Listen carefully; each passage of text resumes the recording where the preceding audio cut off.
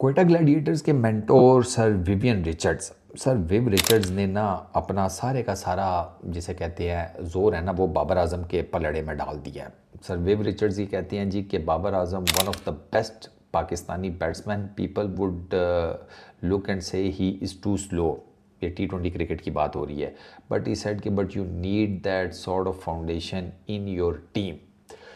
यानी कि sir Viv Richards का कहना यह है कि बाबर आजम के स्ट्राइक रेट के इश्यूज़ हैं, ठीक है, लेकिन आपको बाबर आजम जैसा बैट्समैन T20 क्रिकेट में चाहिए फाउंडेशन ले करने के लिए। अब ये बड़े टेक्निकल चीज़ है, पता ये जो सर विव बात कर रहे हैं ना, ये आप यूँ समझो कि 2025 तो चल रहा है, आज से आप अगर 5-7 साल पीछे चले जाएं ना, तो तब तो इस किस्म की जो एंकर रोल्स थे वो समझ में आते भी थे। लेकिन अब यार मॉडर्न डे T20 क्रिकेट बहुत एडवांस हो गई है। अब आप अगर ओवरऑल सारी टीम्स को देखें, आपको दिखता है कोई एंकर रोल टाइप का।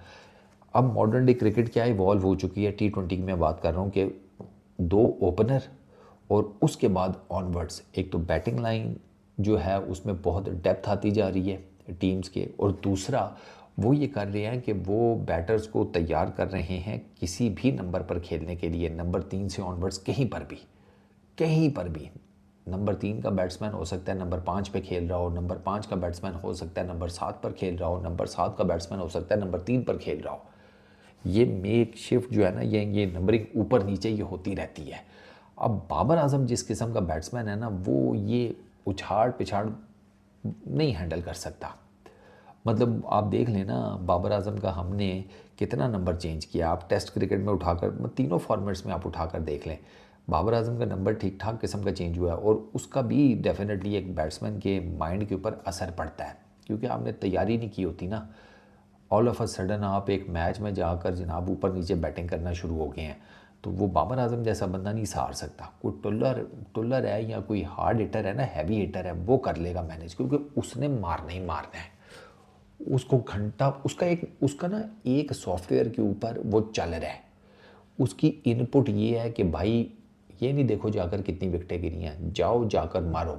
आपकी ये जो PSL में इस्लामाबाद यूनाइटेड की फ्रेंचाइज है, एग्जैक्टली इसी फार्मूले पर ऑपरेट करती है।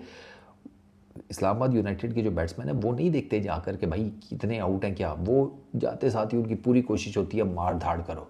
उसमें वो कई दफ़ा जल्दी भी आउट हो जाते हैं, लेकिन कई दफ़ा फिर वो बड़े बड़े स्कोर्स भी चेज़ कर लेते हैं, या अगर पहले बैटिंग कर रहे हैं तो बड़े बड़े स्कोर्स खड़े भी कर लेते हैं। तो बाबर आजम का ना बेसिकली हम ये नहीं देख रहे कि बाबर आजम को बैट्समैन बहुत अच्छा है, इसमें कोई शक नहीं है, लेकिन उसको सूट कौन सा फॉर्मेट करता है ये बहुत ज़्यादा ज़रूरी है। बाबर आजम को मेरे नज़दीक ODI क्रिकेट और टेस्ट क्रिकेट बेस्ट सूट करती है। उसका जो स्टाइल ऑफ प्ले है ना, उसके हिसाब से कि भाई अंदर गए, जाकर ज़रा आराम से चेक शेक किया, गेंद का बाउंस, पिच कैसी है, कंडीशंस कैसी हैं, बॉल किस तरीके से आ रहा है, बॉलिंग जो लाइनअप है उसमें क्या मामला चल रहे हैं, ये सारी चीज़ें जो है ना, ये आपको इसके लिए थोड़ा विकेट के ऊपर टाइम चाहिए। T20 क्रिकेट में आपके पास ये टाइम होता नहीं है, उसमें तो फिर जाते साथ दे मार 4.5 करनी पड़ती है। प्लस बाबर आजम की जो करंट अभी वो आउट ऑफ फॉर्म भी हैं, तो एक बंदा ऑलरेडी आउट ऑफ फॉर्म है, वो प्रॉपर बैटिंग नहीं कर पा रहा, तो वो आई रियली डोंट नो मार धाड़ किस तरीके से करेगा। यही बाबर आजम है, रेगुलर रन्स करता रहता है PSL में, पिछले साल भी किए हैं, उससे पहले भी आपके सामने है। लेकिन इस दफ़ा देख लें, बाबर आजम बिल्कुल जिसे कहते हैं फ़र्श पर लेटा पड़ा हुआ है। एक ही 50 है बाबर आजम की, उसके अलावा बाबर आजम की कोई 50 भी नहीं है, और जो 50 की है वो भी 130 135 133 के शायद स्ट्राइक रेट से। अब मॉडर्न डे क्रिकेट में आप देखें ना, 133 का स्ट्राइक रेट किधर आपको नज़र आता है? 133 के स्ट्राइक रेट के साथ खेली गई इनिंग्स को फेलियर कंसिडर किया जाता है। तो मेरे नज़दीक बाबर आजम के लिए जो बेस्ट 2 फॉर्मेट हैं जिस पे ये सारी चीज़ सर विव का जो स्टेटमेंट है वो भी फिट बैठती है, वो ODI क्रिकेट है, वो टेस्ट क्रिकेट है। बाबर आजम अपने आप को ना वहाँ पर फोकस करे, और मैं आपको यकीन से कह सकता हूँ कि बाबर आजम अगर वहाँ पर अपने आप को फोकस करे और प्रॉपर प्रैक्टिस वगैरह करे, फ़र्स्ट क्लास में जाए, जो उसके मसाइल हैं उनको जाकर एड्रेस करे फ़र्स्ट क्लास में, तो बाबर आजम की जो फॉर्म खोई हुई है वो वापस भी आ सकती है।